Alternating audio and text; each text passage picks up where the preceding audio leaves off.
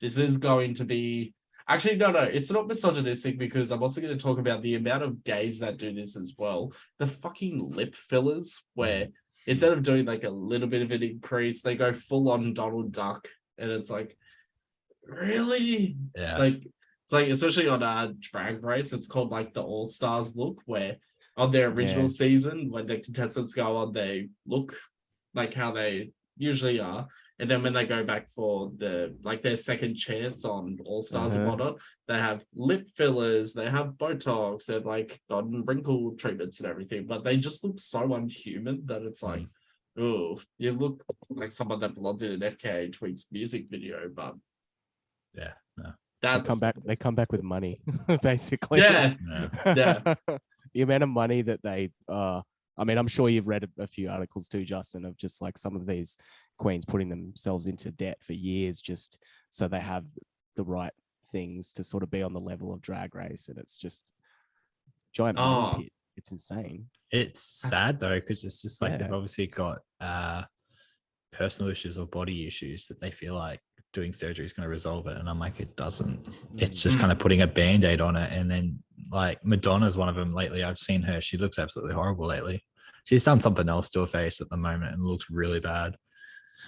I do wonder though if it's just her use of the Face app, because even, I mean, all celebrities do it where they're photoshopped to the point of animation and whatnot. But I'm a huge Madonna fan, so with her Instagram and whatnot, I see some videos and photos and I'm like, all right, this is her trying really hard to still be like in the public eye and whatnot, because it doesn't look like she has any music coming out or whatnot, but she still has to maintain that news headlines and relevancy and whatnot. But then some of the photos I see and I'm like, oh, I know that effect. It's from this app. So it's like, maybe it's a thing where it's like she doesn't want people to know what she really looks like in real life. So it helps with like her blending in at like airports or even just like going to like her friends' houses and whatnot to avoid the paparazzi. But it's just also like just age gracefully, like she's 60 something. And I don't know, like, yeah, you're going to have wrinkles, but don't need to go overboard and look like a Barbie doll at like 63 or whatever she is.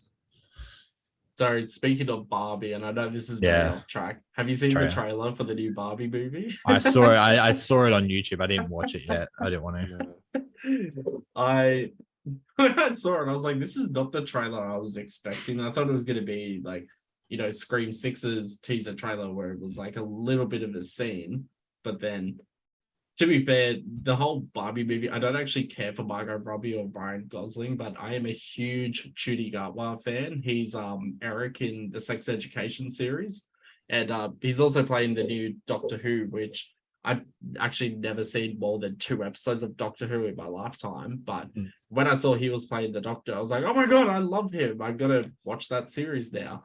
And he plays one of the Black Ken dolls. And it's like, oh yeah, that makes total sense. He actually looks like, like your typical model. So of course he's going to be in the next Barbie movie. But yeah. Sorry, just to touch base with Drag Race. Coop, have you been watching Canada vs. the World? No, I haven't even seen the second season of Canada's Drag Race. I'm heaps behind on Canada, hey.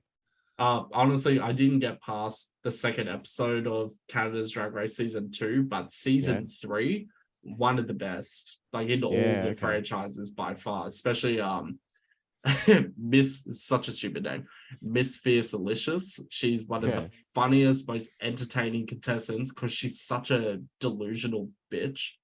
But she's like playing that kind of character, I guess. But Isis Couture, who's in Canada vs. the World, she spoke recently about how she spent $70,000 on just that Canada vs. the World season for all her runways, her looks, everything like that. And it's just like $70,000 where the top prize is only $100,000. Is it really worth it? Yeah, that's nuts. Considering, we have Drag Race Down Under where it looks like the budget was $5. I don't want to talk about that. you're up to, I know it's sidetracked, but you're up to date on that, aren't you, Justin? Unfortunately, I know I said that I would never watch a season 3, but I'll be watching season 3 because it's absolute car crash reality TV. Yeah, it's so obvious now that like Rue doesn't give a shit about the offshoot. Hey, like he couldn't give a stuff. If you're going to put the crown on, I can't. Yeah, no. If I can't believe she won. Hey, Same. yeah, Just it's a slap in the face to every other queen out there. Honestly, like she's lovely, and like out of all of them, she would probably be the person I would like hang out with. But like it's Drag Race, it's a competition. Like, come on, that was sad. just Anyway, I've already forgotten a name. Actually, do you remember a name? Spanky Johnson. Spanky, yeah, Spanky Jackson. That's it. Oh yeah, it's Jackson, not Johnson. See, this is how much I don't care about Down Under. There's too many drag queens now. I used to know every drag queen off by heart, but then after like season, I think 8, I think once All Stars 2 happened, it just got out of control from there. I know I saw a post the other day, which was 2022 was the first year where there was a new episode of a Drag Race like franchise or whatnot per week. It just never stopped. And in one case, there were 5 franchises airing within the same week. That is insane. That is totally insane. And it's like, you know, I watch a lot of foreign movies and I'm used to reading subtitles, but I tried watching Philippines. I tried watching Natalia, the French one, Holland. Holland is good. I got through that. I thought that was good. I might need to rewatch Holland then because I didn't really give that one a chance. Yeah, but I thought that one was pretty good. Yeah. I also stopped watching UK season 3. I tried watching season 4 and just got bored after 2 episodes. okay. I just stopped it completely. I reckon that's the best out of the offshoots. I disagree with every winner there's ever been on that show. Yeah, but it's the best production value and just like the quality of queens and all that. So yeah. Like the UK looks very similar in terms of film quality, angles, production, all that stuff to the US one.